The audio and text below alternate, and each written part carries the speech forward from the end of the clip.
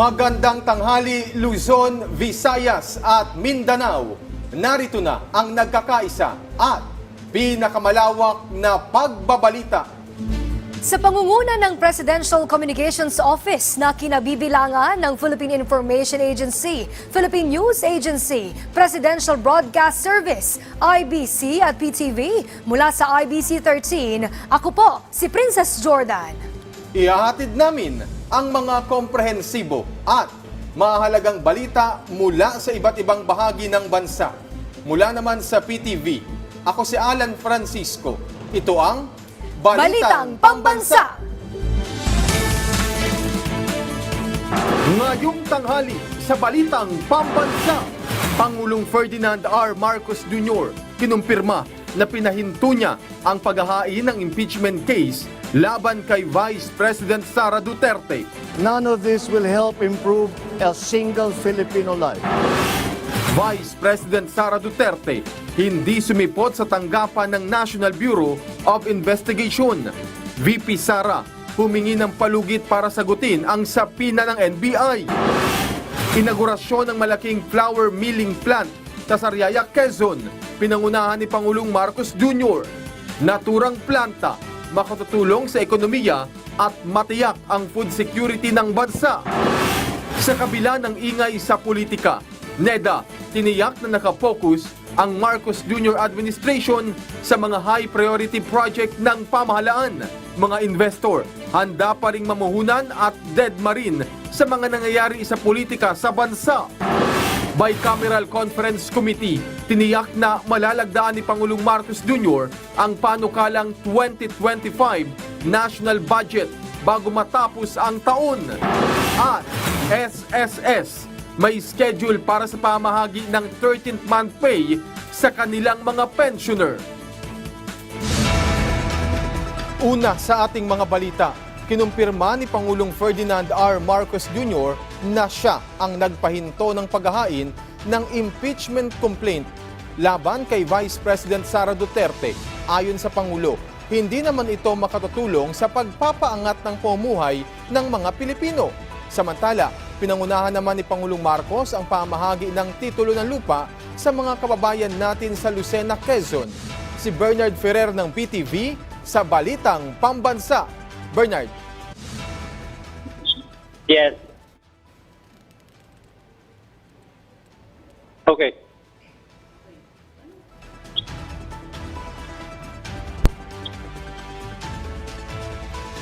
Bernard. Alang ginumpirma ni Pangulong Ferdinand R. Marcos Jr. ang text message kung saan hinihimok niya ang mga mambabatas na huwag maghain ng impeachment complaint laban kay Vice President Sara Duterte Carpio. Ayon sa Pangulo, hindi mahalaga at walang may dudulot na benepisyo sa mga Pilipino ang paghahain ng impeachment laban kay Duterte Carpio. Ayon pa sa kanya, pag-aaksaya lamang ng oras ang paghahain ng impeachment dahil maaabala nito ang Kamara at Senado. It's not important. This does not make any difference to even one single Filipino life. So why waste time on it? What will happen to if somebody files an impeachment? It will tie down the House, it will tie down the Senate, it will just take up all the time, and for what? For nothing. For nothing. None of this will help improve a single Filipino life. As far as I'm concerned, it's a storm in a teacup.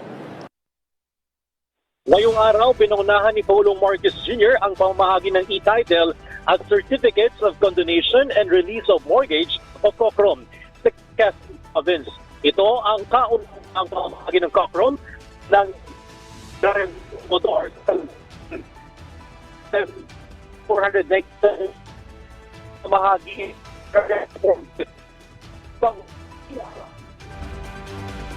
Babalikan natin maya-maya si Bernard Ferrer. Maraming salamat, Bernard Ferrer. Samantala, hindi naman sumipot si Vice President Sara Duterte sa tanggapan ng National Bureau of Investigation ngayong araw. Ayon sa NBI, humingi ng palugit ang Vice Presidente para sagutin ang sabina sa kanyang ahensya. Si Luisa Irispe ng PTV sa Balitang Pambansa. Luisa? Princess, hindi nga humarap si Vice President Sara Duterte sa sabina ng National Bureau of Investigation laban sa kanya. Pero ang kanyang abogado nagsumite ng sulat na humihingi si VP Sara ng reschedule para pumunta sa NBI. Ayon kay NBI Director Jaime Santiago, nakasaad sa sulat ni VP Sara na kaya siya humihingi ng reschedule dahil late na umano niyang nalaman na kanselado pala ang pagdinig ng House Committee on Good Governance kaya hindi siya makakapunta sa NBI. Bukod pa rito, may mga aasikasuhin din umano ang Vice Presidente sa kanyang opisina. Sabi naman dito ng NBI, pagbibigyan nila si VP Sara at i-reschedule ang pagdinig sa kanyang panig sa December 11. Narito ang pahayag ni Director Jaime Santiago. Hindi naman tayo nang iipit ng tao eh. Ang gusto natin yung katotohanan, maliwanagan ng sambayanan. Sabi naman ng NBI, bukod sa pagtatanong sa Vice Presidente hinggil sa mga naging pagbabanta niya kay Pangulong Ferdinand R. Marcos Jr., First Lady Liza Marcos at House Speaker Martin Romualdez, kasama rin sa iimbestigahan nila ang mga umano'y death threats na laban naman kay VP Sara. Kaya mahalaga na pumunta siya sa NBI. Kaya naman anya pinaabot nila ng December 11 ang pag-reschedule upang mabigyan talaga ng panahon ng Vice Presidente na pumunta sa kanilang opisina. Pero hindi pa rin ito 50-50. Tuloy pa rin naman ang investigasyon ng NBI. Narito muli ang pahayag ni Director Jaime Santiago. Halimbawa, magkasakit si ma'am, ay valid reason yan, or whatever, na valid reason, no? Except lang yung hindi siya dadating dito, ni ha, ni ho, walang papadalang counsel, that will indicate na nagwe-waive na siya sa kanyang karapatan na humarap sa aming investigasyon. Princess, bukod naman kay VP Sara, isasabina na rin ng NBI ang nasa 10 hanggang 12 individual na dumalo sa live Zoom press conference niya noong November 24 kung saan nangyari ang mga umunoy pagbabanta ng pangalawang Pangulo sa Pangulo. Karamihan naman sa kanila ay mga media personnel. Hindi naman sila umano kakasuhan kundi isasama lang sila sa investigasyon. Princess, dagdag ko na rin, hanggang sa ngayon naman ayon sa NBI, wala pa rin silang lead kung sino ba itong assassin o agent na nakausap ni VP Sara. At yun na muna ang latest, balik muna sa iyo, Princess. Maraming salamat, Luisa Erispe. Binigyang diin ng Kamara na trabaho ang pinagtutuunan nila ngayon at hindi ang pagsusulong ng impeachment complaint laban kay Vice President Sara Duterte. Si Mela Lesmoras ng PTV sa Balitang Pambansa. Mela. Alan, nanindigan ang mga kongresista na nakatutok sila ngayon sa pagganap sa kanilang trabaho at hindi sa pagpapatalsik kay Vice President Sara Duterte. Yan ay sa gitna pa rin ng usap-usapan ukol sa umling napipintong paghahain ng impeachment complaint sa Kamara laban sa Vice Presidente. Ayon kay House Deputy Majority Leader Paulo Ortega, bagamat maraming external noise ngayon, nakatuon sila sa kanilang mga gampanin, lalo't pat ito ang kailangan ng ating mga kababayan ngayon. Sinigundahan niyan ni House Assistant Majority Leader Jefferson Conghun. Kasabay niyan, iginit ni House Committee on Good Government and Public Accountability Chair Joel Chua na ang kanilang pagdinig ukol sa confidential funds ni VP Sara ay of legislation. Sa katunayan, sa susunod na linggo, maghahain na sila ng panukala mula sa kanilang mga nakalap na impormasyon sa pagdinig. Ngayong araw, dismayado naman ang mga kongresista sa hindi pagharap ng Vice Presidente sa NBI dahil ipinagpaliban pa naman nila ang kanilang pagdinig para makadoloroon si Duterte. Welta naman ang mga kongresista sa mga patutsyada ng Vice Presidente tungkol sa umano'y grand stream laban sa kanya, kaya ito ay kanilang ang itinanggi. Niya, there is a grand scheme na pinagtutulungan siya. Pero actually, ito yung resulta ng kanyang mga pinagagagawa at pinagsasabi. Although sa nakikita ko, ito personal na opinion ko, nakita naman natin yung batas na ipinasa nila sa terrorism, at talagang nakita naman natin na meron siyang violate doon. Pero kailangan nating hayaan na ang Department of Justice, ang NBI, at ang ating mga law enforcement unit na mag-imbestiga kung talagang may nilabag ang ating Vice Presidente. Hindi ito playbook ng ibang tao. Playbook niya ito. Kasi siya lang po nagtangkang gumawa na tangkain na patayin ng ating Pangulo, ang First Lady at ang ating Speaker. Alang sa mga puntong ito ay inaabangan nga natin yung mga bagong magiging panayam sa ating mga kongresista ukol pa rin sa mga development ngayon sa ating mga tinutupokang issue ngayon. At yan muna ang latest, Alan. Maraming salamat, Mela Les Moras. Samantala, bago naman dumiretso ng Lucena, nanguna o pinangunahan ni Pangulong Ferdinand R. Marcos Jr. ang inaugurasyon ng flour milling plant sa Sariaya, Quezon. Ayon sa Pangulo, malaki ang maitutulong nito para sa ekonomiya at food security ng bansa. Si Kenneth Pasyente ng PTV sa Balitang Pambansa. Yes, Alan, pagpapatatag sa food security ng bansa. Yan ang layunin ng pagpapasinaya sa isang planta ng harina dito sa Sariaya, Quezon, na mismong pinangunahan ni Pangulong Ferdinand R. Marcos Jr. Ang flour plant na ito ng Universal Robina Corporation ay may lawak na 10 hektarya. Ito na ang itinuturing na pinakamalaking flour plant ng naturang private food and beverage firm. Ayon sa Pangulo Alan, malaking bagay ito sa pagpapatatag ng food security sa bansa.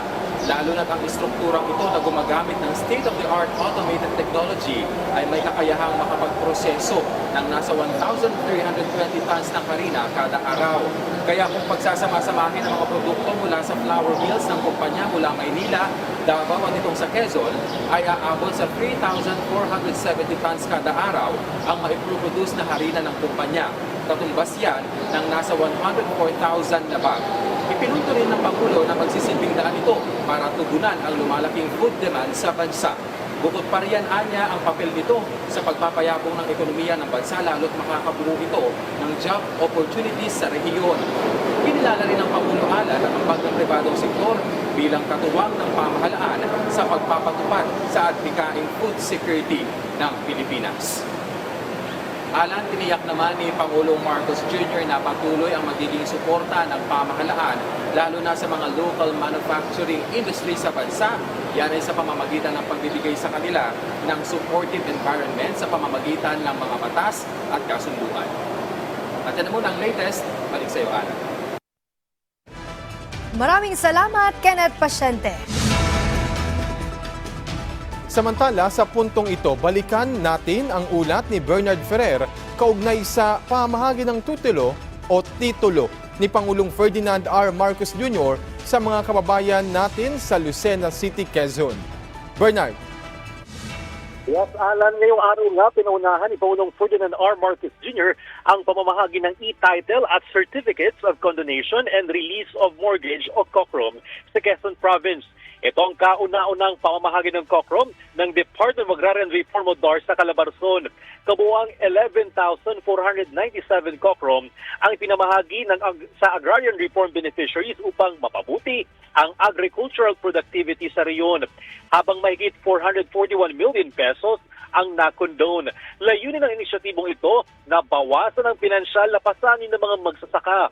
Kasama rin dito ang 15 e-titles sa ilalim ng proyektong SPLIT. Ang pamamahagi ng COCROM ay katuparan ng pangako ni Pangulong Ferdinand R. Marcos Jr. para sa isang komprehensibong agrarian reform.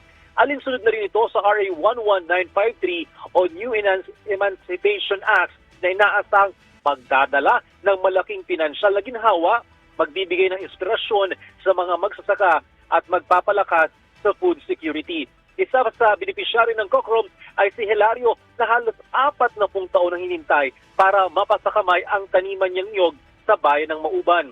Alan, nanawagan si Pangulong Marcos Jr. naman sa mga ahensya ng pamahalaan na tulungang paunlarin ang kaalaman ng mga magsasaka sa pamamagitan ng makabagong teknolohiya. Balik sa iyo, Alan.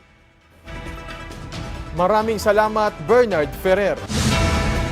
Mas malaking kita ng mga magsasaka sa lalawigan ng Quezon. Inaasahan pong matatapos burahin ni Pangulong Ferdinand R. Marcos Jr. ang kanilang utang sa agraryo. Si Tom Alvarez ng Radyo Pilipinas sa Balitang Pambansa.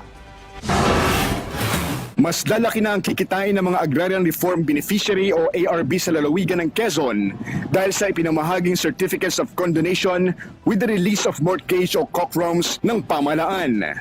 Pinangunahan ni Pangulong Ferdinand R. Marcos Jr. ang pamamahagi ng certificate sa Quezon Convention Center, Lucena City. Malaki naman ang pasasalamat ng mga magsasaka sa Quezon, gaya ni Edgar Dries, dahil matatanggap na nila ng buo ang kanilang kita.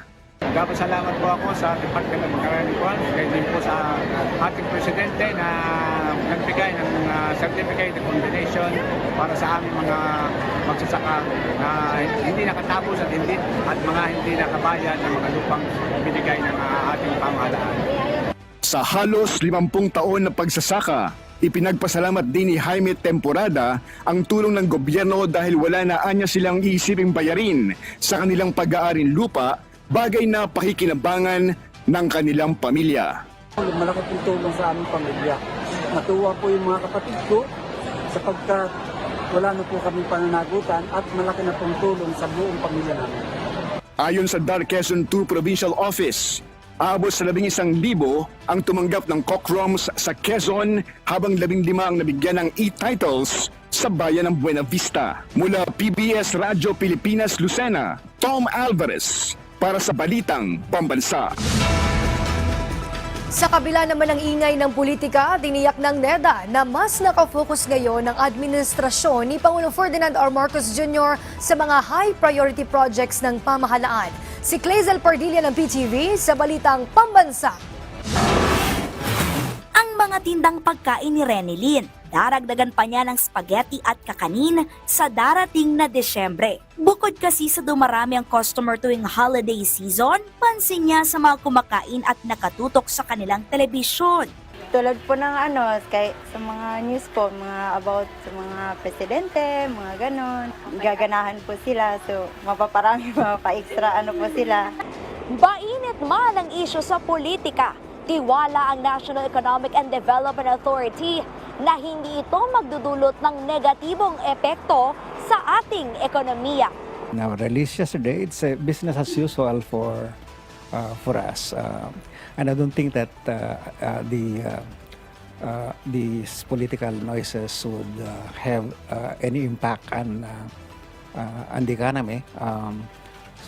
What is important is that our economic policies, our economic the policy directions are sound and sustained. Mahigpit na tinututukan ng administrasyon ni Pangulong Ferdinand R. Marcos Jr. ang pagtupad ng Philippine Development Plan. Kabilang dito ang mga programang makapagpapabuti sa buhay ng mga Pilipino, tulad na lamang ng pagkamit sa food security, pagtatayo ng mas maraming infrastruktura at pagpapaganda ng economic climate change para makapaghikayat ng mas maraming investor at makapaglikha ng trabaho. Sa ginawang pagpupulong na pinangunahan ni Pangulong Marcos, kasamang mga economic manager, pinuno ng Senado at Kongreso, pinasisiguro ng punong ehekutibo ang pagbibigay ng sapat na pondo sa mga pangunahing programa ng gobyerno. It is focused on the budget for 2025 and the need to prioritize our the funding of the high priority projects of government of this administration. Positibo pa nga ang Department of Trade and Industry na mas maraming negosyante sa loob at labas ng bansa ang mamumuhunan sa Pilipinas. Kasunod yan ang pag-angat ng S&P Global Ratings sa economic outlook ng Pilipinas sa positive mula sa dating stable. Nangangahulugan ito ng mas mataas sa kumpiyansa sa kakayahan ng gobyerno at pribadong sektor sa Pilipinas na bayaran ang utang nito. This high credit rating will really encourage a lot of confidence for the international investors to come into our country, and so far there's a lot of interest in our countries. Mula sa PTV, Clazel Pardilla, Balitang Pambansa. Pabor ang ilang mamimili sa plano ng Department of Agriculture na maglagay ng mga kadiwaray sa mga palengke. Ayon kay Tatay Francisco, dapat lang na ilapit sa mga mamimili ang opsyon ng murang bigas at hindi lang ito limitado sa mga kadiwa store. Malaking bagay anya ito sa kanilang mga suki sa palengke dahil makatitipid sila sa gastusin. Para naman kay Nanay Baby, magandang balita kung mailalagay sa mga palengke ang 42 pesos na kada kilo ng bigas. Una nang sinabi ng DA, na nakikipag-usap sila sa mga importer para makapag-supply ng bigas ng kadiwa sa presyong 42 pesos per kilo. Malaking bagay kasi tipid sa oras. Kaysa yung pupunta ka kung saan-saan pipila ka pa. Oo nga. Oo. Mas okay na nandito na sa ano. Oo, palengke. Nagawain ma'am na may murang bigas sa mga palengke. Siyempre ate, Oo. lalo na ngayon. Lalo na yung maraming pakainin ng mga anak. Talagang mahirap. Maganda. Tunay nga na ang lupa ay isang kayamanan. Sa lupang sakahan na minanapa mula sa kanyang ina na siyang naging daan upang makapagtapos siya ng pag-aaral at ngayon nakatulong na rin ito upang mapag-aral niya sa kolehiyo ang kanyang anak. Ito ay isa sa mga testamento na ang lupang sakahan na bigay ng Department of Agrarian Reform sa kanila ay isang biyaya. Ako Clarinda Combras Bunyi, 50 years old, taga Barangay Magkasuwang, Mabatnon, Leyte. May dako sa nga anak, 22 years old. Nurse ako ha EVMC. Ini nga inin an akong parents pa ini ang nagko-cultivate, inin nga maiha na nga panahon. Tapos ito nga time nga nangingiskwela pa kami, kada harvest, nakakabayad kami tuition fee, pati giyapan pamasahe, so gaditon. Yan na nga adi na ako nini nga titulo, nakakabulig na giyap inihan pag-eskwela akon anak. Pag tuition na iya, pati gihapit iya everyday nga kuan mga needs. Sa ilalim ng administrasyon ni Pangulong Ferdinand R. Marcos Jr. at sa pamamahala ni Agrarian Reform Secretary Conrado Estrella III, ang pamamahagi ng mga titulo ng lupa ay tumaas ng 2,500 at 60%. Damo nga salamat na aton Presidente Bongbong Marcos nga na aton DAR Secretary Estrella man pag-award ni nga tunang haamon. Damo nga salamat. Tiniyak ng Bicameral Conference Committee na mapipirmahan ni Pangulo Ferdinand R. Marcos Jr. ang panukalang 2025 national budget bago matapos ang taon. Si Nimva Asuncion ng Radyo Pilipinas sa Balitang Pambansa. Inaasahang kakaunti na lang ang pagkakasunduin ng Senado at Kamara sa kani-kanilang mga bersyon ng panukalang 6.352 trillion pesos 2025 national budget o ang General Appropriations Bill. Sa pagbubukas ng Bicameral Conference Committee meeting kahapon, sinabi ni Senate Committee on Finance Chairperson Senadora Grace Poe na kabilang sa tatalakayin pa ang alokasyon para sa ayuda para sa kapos ang kita o ACA program ng DSWD. Sa bersyon kasi ng Kamara ng budget bill, pinaglaanan ng ACAP ng 39 billion pesos. Pero inalis ito ng Senado sa kanilang bersyon ng 2025 GAB. Actually, konti lang naman yung major na pagkakaiba doon eh. Narinig naman ninyo, di ba? Yung ACAP, for example. Nagkapareho naman kami doon sa mga iba't ibang mga inisyatibo rin. So, sa ngayon, intayin na lang natin kung ano yung magiging pagkakaiba. Kasi syempre, tinatawag nga babanggain yung dalawa eh.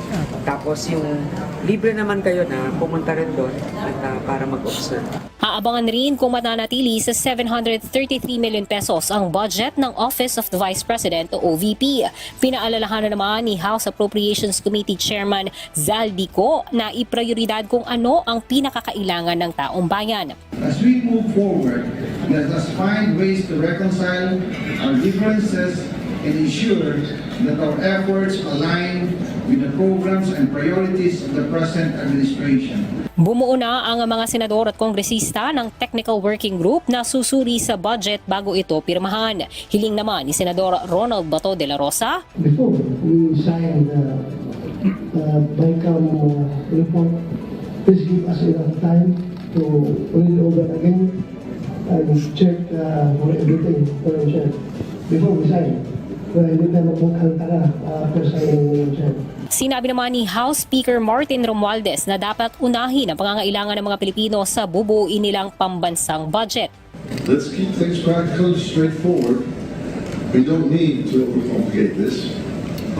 Let's focus on what will make the biggest difference for the Filipino people. The programs that matter, the services that they rely on, and the investments that will move this country forward. Those should be non-negotiable. Inaasahan naman ni Senate President Cheese Escudero na mapapapirmahan nila kay Pangulong Ferdinand R. Marcos Jr. ang 2025 budget bill bago matapos ang taon. Mula sa PBS Radyo Pilipinas, Nympha Asuncion para sa Balitang Pambansa. Update naman po sa magiging lagay ng panahon. Patuloy na magdudulot ng kalat-kalat na pag-ulan, pagkidlat at pagkulog ang Intertropical Convergence Zone sa bahagi ng Mindanao, Eastern at Central Visayas, pati na sa Negros Islands, habang magpapaulan din ang shear line sa Bicol Region at Quezon.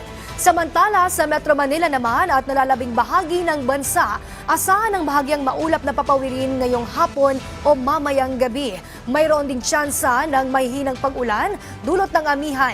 Sa ngayon, walang anumang sama ng panahon na nakaapekto sa bansa. Inanunsyo ng Social Security System o SSS ang schedule para sa pamamahagi ng 13-month pay sa mga pensioner ng ahensya. Ayon sa SSS, sabay na matatanggap ng mga pensioner ang 13th month pay, gayon din ang kanilang pensyon para sa buwan ng Disyembre. Inaasahan naman pong sa December 1, matatanggap ng mga pensioner na sumisweldo mula 1 hanggang 15 ng buwan ang kanilang 13th month pay, habang sa December 4 naman ang mga may contingency date ng December 16 hanggang 31. Samantala, ang mga pensioner pong nag-avail ng advance 18 months pay o 18 months ay makatatanggap ito sa 4 ng susunod na buwan. Asahan naman sa December 16 ang para sa naipong pensyon bunsod ng non-compliance sa Annual Confirmation of Pensioners o ACOP. Kukuha ang Japan ng 800,000 manggagawang Pilipino sa susunod na 5 taon. Ito ang inanunsyo ng Department of Migrant Workers kasabay ng isinagawang Overseas Labor Market Forum kahapon. Ayon kay DMW Undersecretary Patricia Yvonne Kaunan, hinahanap ng Japan ay ang mga taxi drivers. Bahagi ito ng kanilang pagpapalakas sa sektor ng transportasyon.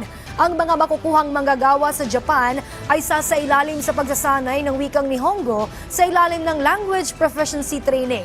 Bukod sa Japan, magpapadala din ang Pilipinas ng karagdagang manggagawa sa Slovenia at Finland na walang babayarang placement fee. Ang difference siguro natin sa ibang bansa, we follow kung ano yung napag-usapan natin, which is dapat ang worker walang nilalabas na pera. Even for language training, dapat ito covered by the employer. We're very committed. Dapat na magbayad ng language training ng mga overseas Filipino workers ay Japanese employers. Matagumpay naman na inilunsad ng Department of Tourism ang kauna-unahang Love Dive Philippine Dive Experience nitong nakaraang araw, kung saan ilang mga certified diver kasama si Tourism Secretary Cristina Garcia Frasco ang sumuong sa magandang karagatan ng Anilao, Mabini, Batangas. Kabilang rin sa mga nakilangoy sa karagatan ay ang mga diver delegates mula sa iba't ibang bansa. Kinilala rin sa naturang programa ang recognition ng Pilipinas sa pagiging world's leading dive destination sa magkakasunod na 6 na buwan. Ito ay dahil sa masaganang marine biodiversity ng bansa na may potensyal na mahatak ang global attention. Pinuri rin ni Secretary Frasco ang effort ng kagawaran, pati na rin ang kanilang mga katuwang na ahensya na hindi lang pinangangalagaan ang karagatan ng bansa, kundi pinapakilala rin ang ating kultura at tradisyon sa buong mundo. Kinumpirma ng Department of Migrant Workers ang inaasahang pag-uwi sa Pilipinas ng kapatid ni Mary Jane Veloso ngayong linggo. Ayon kay DMW Secretary Hans Leo Cacdac, kasalukuyan ng inaasikaso ng kagawaran ang reklamo na isasampa ng kapatid ni Veloso laban sa kanyang amo sa Saudi Arabia dahil sa pang-aabuso umano nito sa kanya.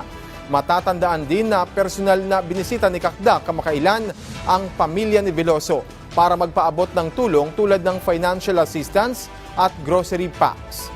Kaugnay niyan ay pinangako ng kalihim ang pagbibigay ng psychological counseling para sa panganay na anak ni Mary Jane. Gayon din ang pagbibigay ng skills training sa bisa ng Technical Education and Skills Development Authority o TESDA. Samantala, labis na nagpapasalamat ang pamilya Veloso kay Pangulong Ferdinand R. Marcos Jr. dahil sa magandang pag-usad ng kaso at ang inaasahang pagbabalik ni Mary Jane sa bansa na tiniyak ng pamahalaan sa pamilya nito. We provided assurances of government support and assistance. We were directed by the President to continually support the family. We will definitely find ways to improve their standard of living doon sa bahay. So we will work along the lines of kung paano pa kami makakatulong doon sa aspeto ng well-being and perhaps security. At dyan po nagtatapos ang 30 minutong ulat sa bawat sulok ng bansa.